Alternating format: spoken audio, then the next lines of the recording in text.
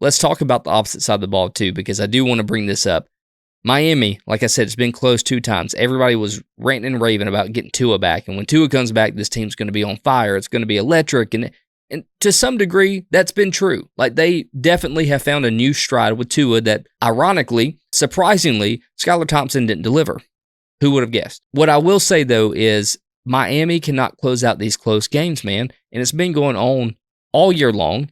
So it's a concern. This team is 2-6. It's a team that I thought would be, winning the division. I think I picked them to win the division because of how offensively explosive they are. So my question to you is, Mike McDaniel, is he getting enough criticism? And then how much responsibility does he hold for Miami's rough season? So we actually have not talked about this before right now. We came up with the questions and now we're talking. I don't know what your opinion is on this, and I'm really excited to have this discussion because we haven't had it as friends away from the show, on the show at all yet. I don't think he's getting enough blame because I think I'm ready to say Mike McDaniel's not a good football coach. Here's the thing. Is it still the shiny new toy? Is everybody just kind of shocked by him because he's so young and where he came from and everything, and he's still kind of that new young face in the NFL?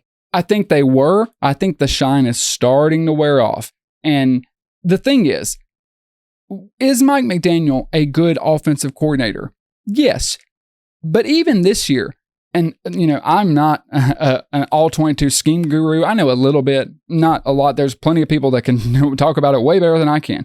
But I've seen other people talk about it, and from watching, his scheme really isn't as impressive as it seemed to be when he first came in. When he first came in and was using those cheat motions and everything, it was a little bit more surprising. But his run game is kind of basic. It's kind of lackluster. And this team is just completely different without Tua. And I know it's easy to say, well, Tristan, without the court. But no, that's kind of the NFL. Sometimes your quarterback gets hurt. I mean, Andy Reid has won playoff games where Patrick Mahomes got hurt and Chad Henne had to come in. If Tua got hurt in a playoff game and the backup came in, even if they were up 15, 14, they're losing the game. It completely falls apart without Tua. That's an indictment on the head football coach.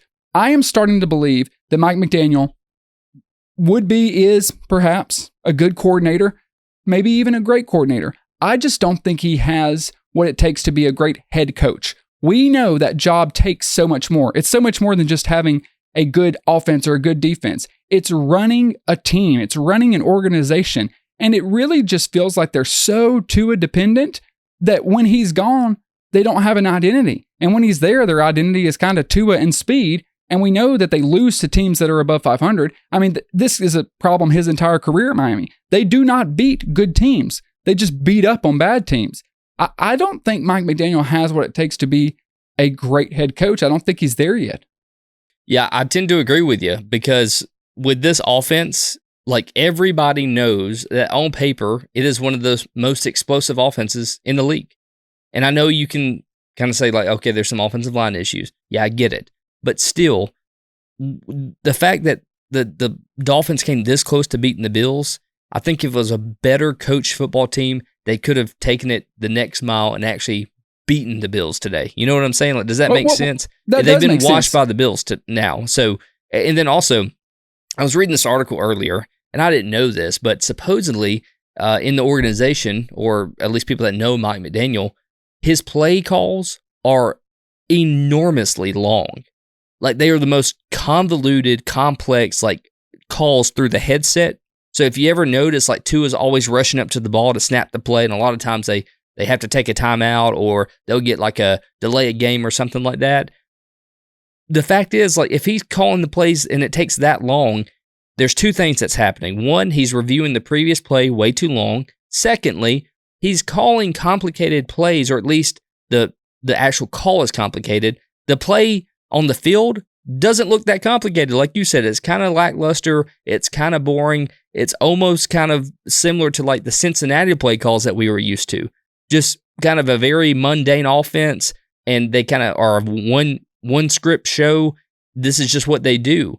So I think that Mike McDaniel needs to have a lot more criticism on his shoulders, and I think that will start to increase throughout the year if they don't start winning these games that they come really close, within 3 points of winning. a game that was very manageable for them. Like, they could have easily beaten us at several different points in the football game, and they just couldn't do it.